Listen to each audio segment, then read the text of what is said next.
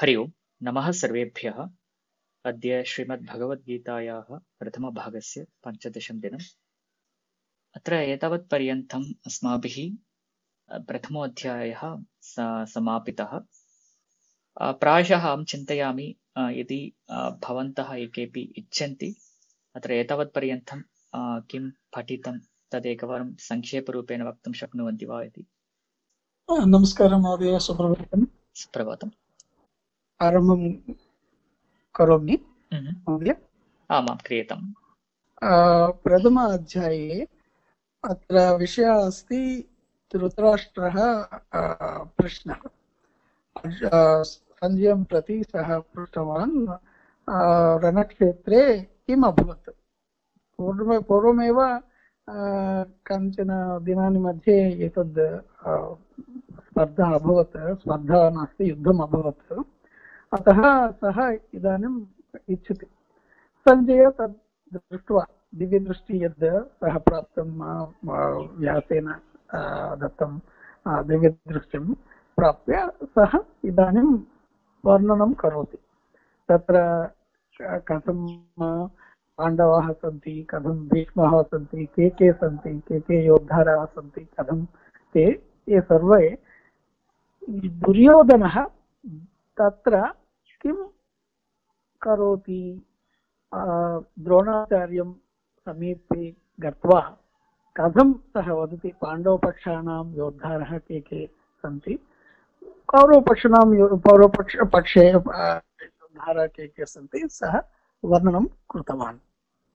अनन्तरं सञ्जय वदति अर्जुनः कृष्णम् आहूतवान्, भवान् मम रथं मध्ये रणक्षेत्र मध्ये यत्र कुत्रापि अहं स्थित्वा सम्यक् तत्र अवलोकनं कृत्वा के योद्धारः सङ्गे अहं युद्धं करिष्यामि इति अहं जानामि इति प्रार्थितवान्। अतः कृष्णः तत्र युद्धरणक्षेत्रमध्ये रथं स्थापयित्वा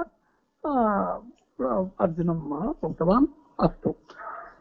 अर्जुनः कौरवपक्षाणां योद्धारः यथा द्रोणाचार्यः अस्ति, कृपाचार्यः, कर्णः, भीष्मः, सर्वान् बन्धून्, गुरून्, मित्रान्, पुत्रान्, पौत्रान् सर्वान् दृष्ट्वा सः किञ्चित् वैराग्यधोरणे सः प्राप्तवान्। एतान् सर्वान् अहं मारयित्वा अहं किं प्राप्नोमि, केवलं मही कृते वा एतद् अहं मम कार्यं भवति।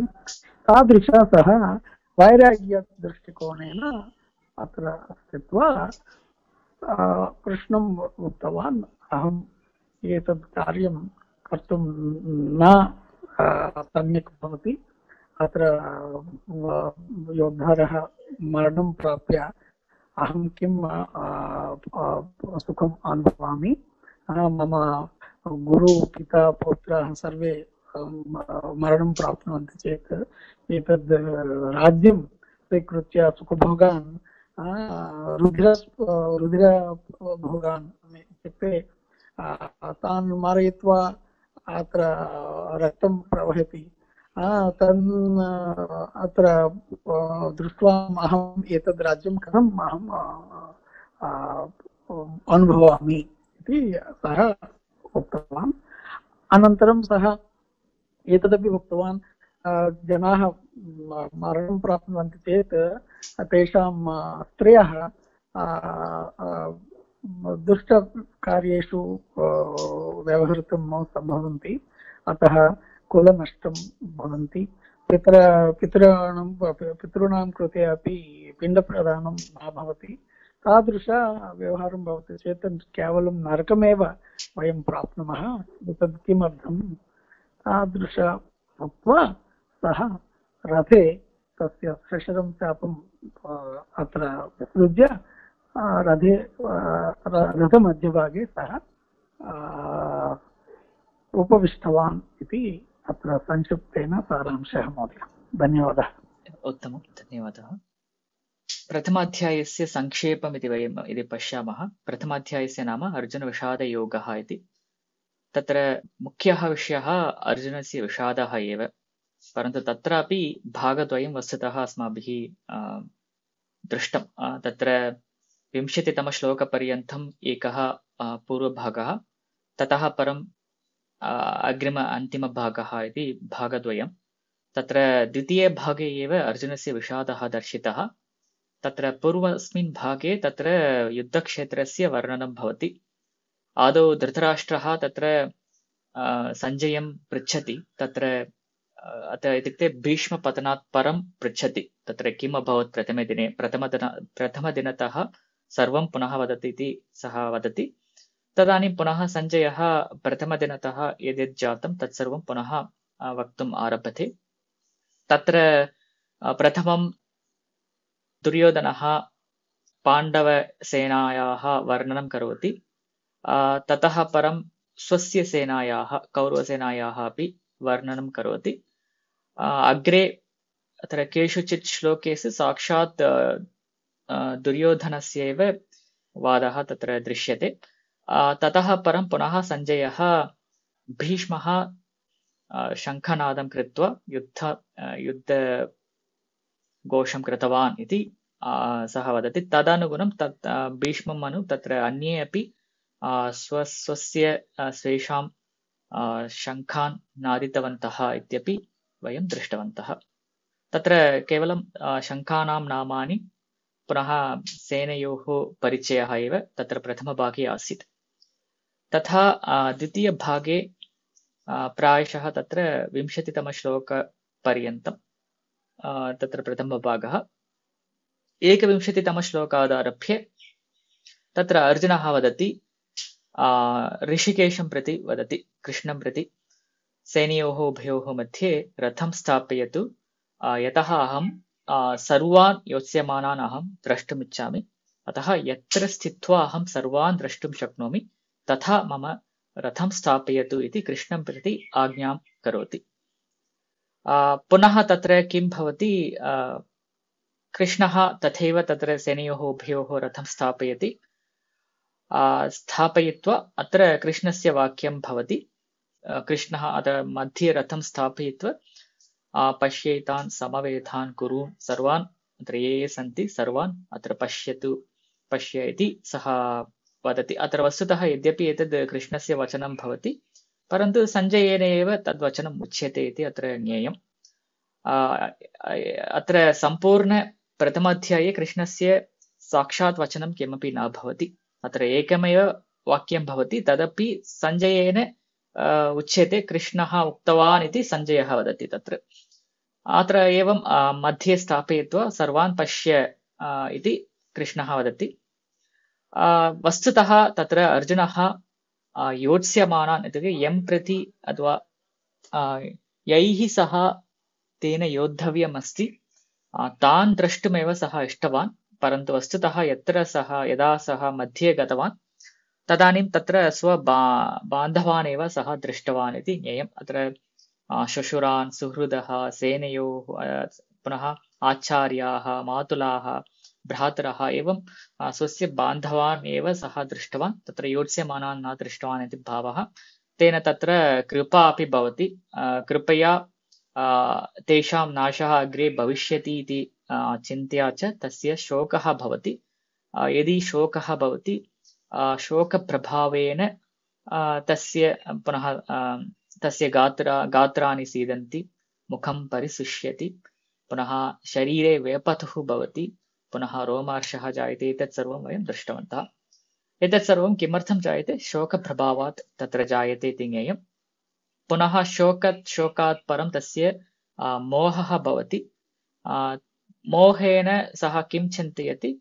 एतद् युद्धं न करणीयम्, एतद् असाधु वर्तते, अत्र हिंसाकरणं धर्मविरोधं भवति इति मत्वा सः तस्य समर्थनं कर्तुम् आरभते।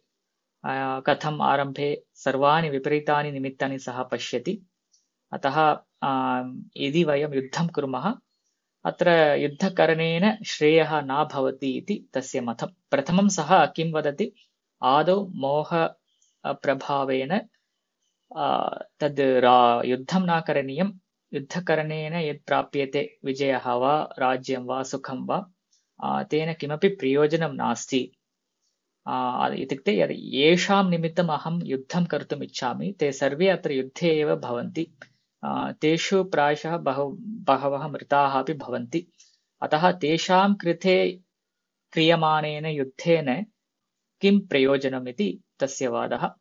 पुनः तत्र हिंसाकरणेन तत्र पापमेव भवति, अस्माकं पुण्यप्राप्तिः न भवति इति तस्य वादः। पुनः अग्रे धर्माधर्मविचारं करोति, यत्र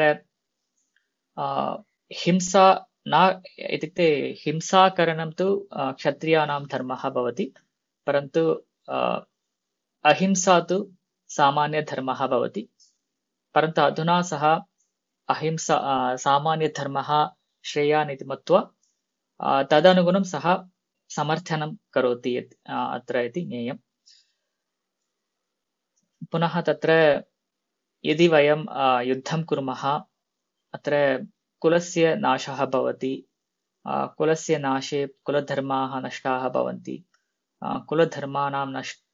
धर्माणां नष्टे तु कुलस्त्रियः दुष्टाः भवन्ति, पुनः ततः परं वर्णसङ्करः जायते, पुनः तत्र एतेन कुलज्ञानां कुलस्य च नरकः एव भवति, तथैव पितॄणां पिण्डोदकक्रियाः न भवन्ति, अतः तेषामपि पतनं भवति इति सः अग्रे वदति। पुनः एवम् उक्त्वा अहो वयं सर्वे अत्र महत् पापं कर्तुम् अत्र सम्मिलिताः स्मः, एतत् केवलं राज्यसुखलोभेन वयं कर्तुं उद्यताः स्मः, अतः वयं न कुर्मः, तदपेक्षया यदि वयं मरणं प्राप्नुमः तदेव वरम् इति सः अर्जुनः वदति। तथा उक्त्वा रथे उपविशति। अयं भागः, अयम् अध्यायः तथा समाप्यते। ततः परं वयं पूर्तिवाक्यमपि वयं दृष्टवन्तः गतकक्षायाम्। And before we go out, I'll send out a short feedback form because we already completed half of the course. The first chapter is completed and we have started the second chapter. So I'll send out a short feedback form. You can fill in the feedback. You can either fill in anonymously or you can also fill in with your name, whatever your choice is. You can give me the feedback, so it can help me to correct if there is anything which I can correct it in the remaining part of the course.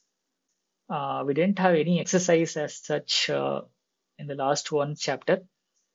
I like to give one short exercise, I think that we discussed during last chapter itself. So there are many places the Krishna is addressed with different names in the shlokas like Madhusudana, Arisudana and others.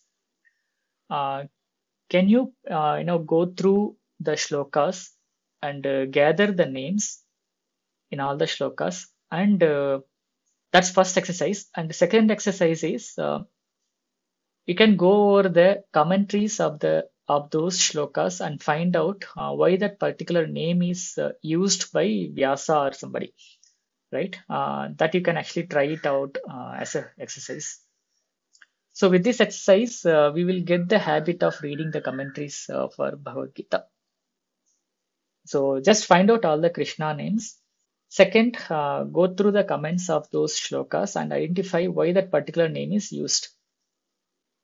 So those who are interested can do it, and I suggest all of you to try it out. Even if not all the names, at least you can take a few names or few shlokas and try to identify the main reasons. Yeah, that's all for today. Thank you all for watching this video online. If you have any comments or feedback, you can post them in the comment section below. So there is a specific feedback form for this course. I strongly recommend you fill up that feedback form so I can get right feedback. You can also suggest any change needed in the feedback. And thank you all for watching this video online. Let us meet in the next session. Dhanyavadaha.